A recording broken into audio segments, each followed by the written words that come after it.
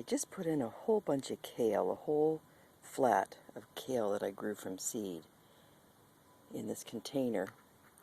And I wanted to show it to you. It's about 6 weeks old, and it turned out to be really tall and leggy. And that comes from not having enough direct light. It was just reaching for light in the window, so it grew really long and tall. And I actually don't even know if they're going to make it. I think they will. But I wanted to show you, I've heard that you can't plant kale, the long legs, deep in the soil like you can with tomatoes and peppers. You can plant those long stems, and they usually do okay. But I'm putting them in about halfway. I'm testing. Like this one right here, I'm just getting ready to transplant. And, you know, part of me wants to put it in all the way up to the top, so I just have the leaves sticking out, but that's kind of risky.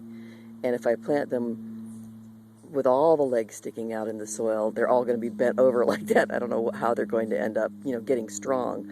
So what I've done with the other ones here is I've done about halfway. Let's see if you can see that one. Half the stem is underground, under the dirt, and half of it is outside. So actually I did it last night. They're actually standing up a little better. I think they might make it. So if anybody knows about kale, and when it gets leggy like this, if you can bury the whole stem, I'd love to know that, because it would make them a lot stronger if I was able to bury them really deep and just have the little green parts sticking out. So anyway, I'll keep you posted as to how these progress.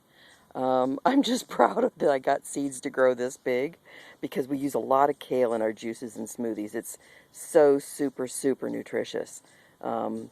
I'm still learning to like it by just eating it and cooking it and mixing it in things. I like it in soups, but not just eating it straight yet. It's a bit of a strong taste, but it has more nutrients than just about any food on the planet. So kale's a biggie for me, and I really want to learn how to grow it. So if you know how to grow kale and you've ever seen leggy, long stems like that, can you just go down in the comment section and post what your experience has been, or what you think? First off, how to prevent this.